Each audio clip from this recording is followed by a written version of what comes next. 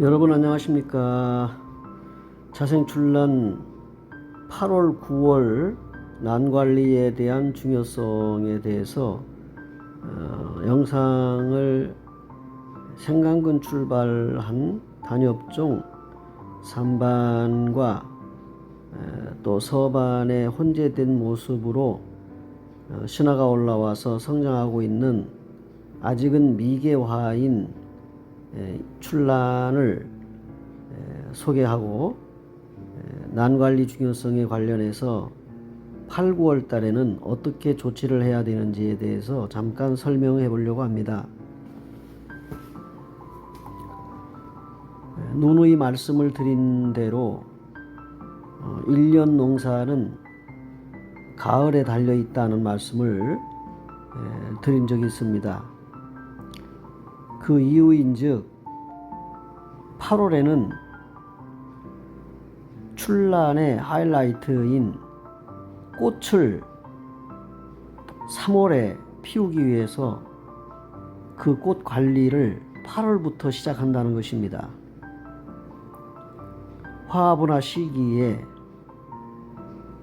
꽃눈을 달고 3월에 꽃을 피우기 위해서 조금씩 움직이며 그 꽃눈이 눈을 뜨고 성장을 시작합니다.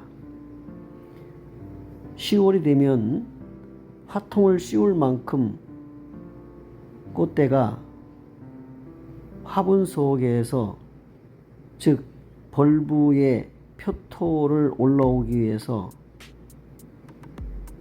그 꽃대는 신장하고 있는 것입니다. 그 꽃대가 서서히 성장하면서 점점 표토를 뚫고 올라오기 시작할 때 화통을 씌워서 빛을 차단하고 더 꼼꼼히 빛을 차단하기 위해서 화통을 씌운 밑자리에 수태를 올리고 흘러내리지 않도록 분턱에 망을 씌워서 관리를 합니다. 그래서 8월달 화분화가 되면 9월에는 분갈이가 시작이 됩니다. 즉 포괄적으로 분갈이라고 하지만은 실질적으로는 분갈이는 거의 하지 않는 편이고 난석갈이를 하게 되는 것이지요. 난석갈이를 하면서 주로 이제 가을에는 약식 분갈이를 주로 하는데, 그때 유심히 관찰하고 봐야 될 것이 바로 꽃눈을 확인하는 것이고요. 꽃눈을 확인하게 되면 수태를 씌울 것인지 화통을 나중에 씌울 것인지를 긴 라벨을 그 품성에 따라서 글씨를 쓰고 어떻게 처리를 해야 될지를 꽂아두게 됩니다. 그리고 계절에 따라서 또는 꽃대의 신장에 따라서 꽃 관리를 하게 되는 것입니다. 즉 화통의 탈부착 시기도 조절을 하고 그래서 난의 분수가 많기 때문에 꽃을 달고 꽃대가 올라오는 3월에 꽃을 피울 그 화분의 난초는 이제 분갈이를, 즉 화장토갈이를 하지 않고 그대로 수태를 씌우고 그 다음에 화통을 씌워서 그리고 수태를 놓고 그 수태에 망을 씌운 다음에 내년 이제 화통을 벗길 시기까지 그대로 두었다가 이제 화통을 벗기고 꽃대를 올리면서 방향을 잡아주고 그 다음에 이제 전시회를 나가기 직전인 3월달 그 전시회 출품 이틀 전이나 3일 전에 완전히 이제 분을 털어서 그래가지고 전시 출품 분에다가 옮겨 심는데 수태를 매네대를 적셔가지고 그래가지고 그 뿌리를 감싼 다음에 출품할 분에다가 꽂아서 마지막 화장토를 그 출품을 위한 흑색 화장토를 덮어가지고 이렇게 출품하는 전날까지 꽃 관리를 하게 됩니다. 그래서 8월에 화분화 시기서부터 시작해서 전시에 출품하고 그리고 이틀 동안 그 전시에 일반인에게 노출되었던 그 난초의 화분을 바로 이제 그 난실로 가지고 다시 돌아와서 이제 완전 분갈이를 하게 되는 것이지요. 꽃을 달아서 출품했던 난의 화분은 완전 분갈이를 하게 됩니다. 정상적으로 식재를 하고 그리고 이제 번식을 하든지 아니면은 이제 분촉을 하든지 결정을 해서 그 난초를 이제 정상적으로 또 관리가 들어가게 되는 것입니다. 그리고 이제 화분화가 끝나고 이제 9월이 됐을 때 조치를 해야 되는 부분이 있습니다. 9월에는 이제 살충과 살균을 꾸준히 한 달에 한 번 정도 뭐 2달에 한 번 정도 조치를 하고 여름을 나고 가을을 맞이하였기 때문에 이제 여름에 주지 않은 비료를 시비를 이제 해야 되는 것입니다. 제가 누누이 말씀을 드린 대로 저는 봄에 3번, 가을에 3번 비료를 액비를 준다는 말씀을 드렸습니다. 이미 고용 비료인 마간프 K와 마스나가를 사용을 했기 때문에 특히 이 마간프 K는 365일 그리고 24시간 12달을 계속 그 화장토 밑에서 영향을 주고 있기 때문에 NPK의 영향을 지속적으로 조금이라도 식물인 난초가 분해서 영향을 받고 작용을 됩니다. 그것이 이제 어느 정도 그 약기운이 떨어지게 되면은 이제 분갈이를 할 시기가 되기 때문에 봄과 가을에 마간프 K를 완전히 바꿔주게 되지요. 그리고 나서도 이제 가을이 되면은 그 고용 비료 말고 액비로 이 하이포넥스와 메네데를 전착체 역할을 하는 다시 말하면 비료의 활성도를 높여주게 되는 메네데를 첨가해서 같이 혼합해 가지고 3차례 액비를 줍니다. 고용 비료의 2가지 성분을 적용하고 영향을 받은 난초가 여름을 지나고 가을에 이제 그 영양분을 축적하고 꽃을 다른 난초들은 더 화색이 짙어지고 꽃대를 잘 신장할 뿐만 아니라 꽃의 그 잎도 흐트러지지 않고 늘어지지 않고 아주 예쁘게 정상적인 개화를 해주게 됩니다.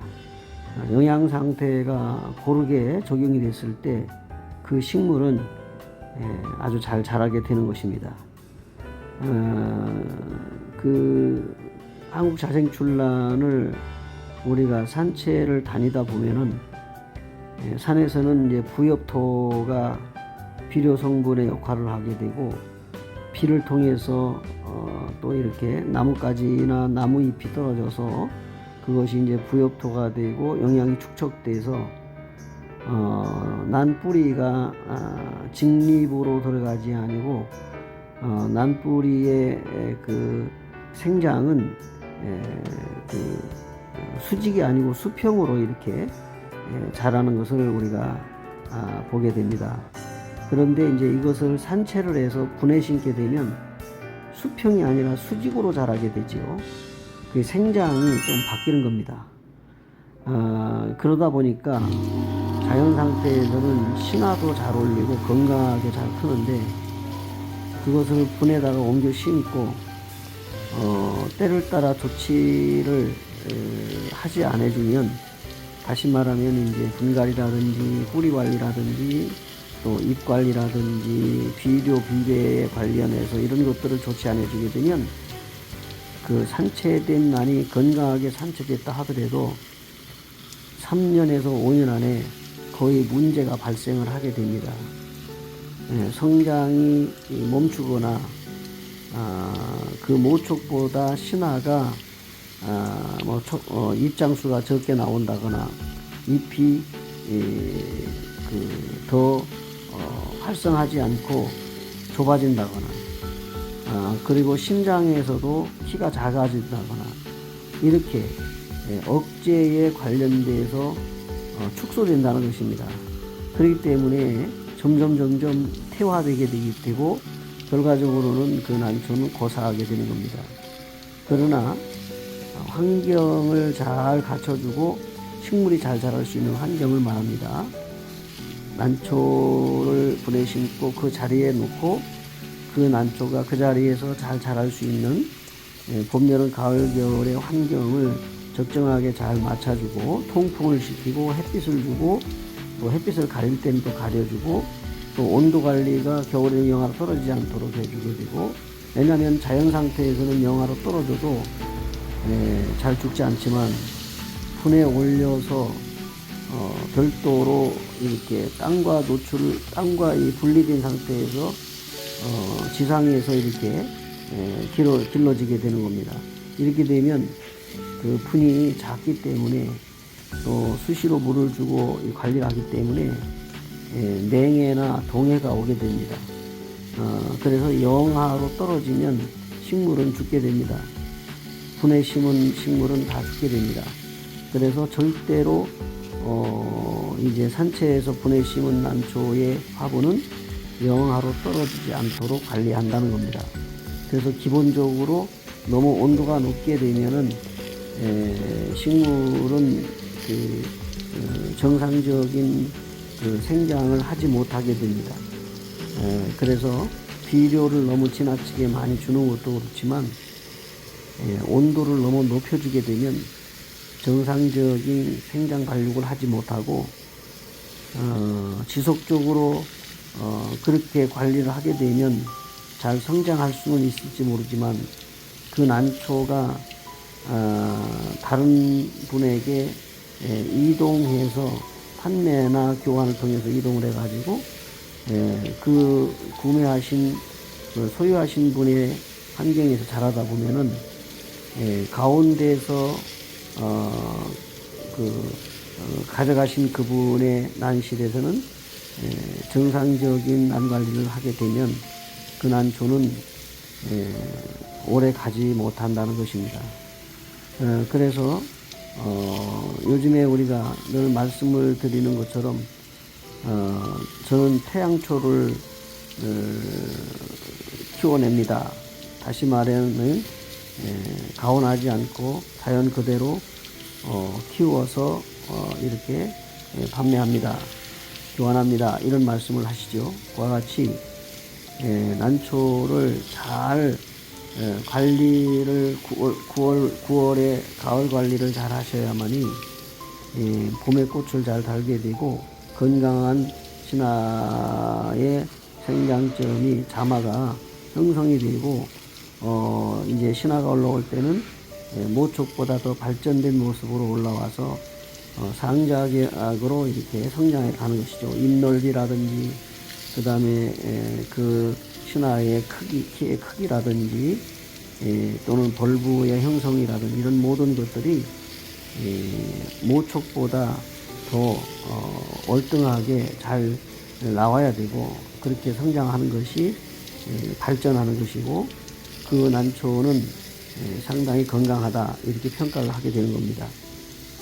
그래서 항상 나의 난실의 환경에서 난을 제외하고 그 신화를 받아보게 되면 그 환경이 얼마나 적정했는가, 재배자의 상황에 따른 조치를 잘 했는가, 하지 않았는가에 대한 평가가 나오게 되는 겁니다. 그래서 이것이 이제 평가되는 것이 여배품 전시의 가을, 그 다음에 꽃 전시의 봄에서 그 평가가 결정되는 것이지요. 그러므로 가장 중요한 시기는 이제 9월부터 8월에 화분화 시기부터 확인해서 9월에 비대 관리를 잘 하시고 그 다음에 햇빛을 많이 노출을 시켜서 2%부터 영양을 축적하고 또 이 액비를 통해서 영양을 축적해서 뿌리 생장을 돕고 자마의 그 건강 상태가 좋아지도록 하고 해서 이제 봄에 신화를 받고 또 꽃을 피우고 하는 그 일련의 과정들이 이제 가을 9월, 10월 이 가을 절기 때에 결정이 난다 이런 말씀을 드리고 싶습니다. 여러분 지금 이제 혹서기가 이제 서서히 물러나고 있습니다. 그래서 조속으로 찬바람이 살살 불기 시작할 때 지금까지 괜찮았던 난초들이 신화가 의외로 더 쉽게 무너지는, 연부가 와서 무너지는 경우를 흔히 보게 됩니다. 에라님들이라면 많은 경험을 했을 것입니다. 이것에 대해서는 특별히 어떻게 조치할 방법이 없습니다. 이미 봄과 여름에 제대로 이게 처리되지 않은 그런 부분에 있어서는 분명히 여름과 가을에 연부나 근부로 무너지는 것입니다. 무름병이라든지 곰팡이라든지 이제 벌브 썩은 병이라든지 이런 것들이 이제 종합적으로 나타나게 되지요.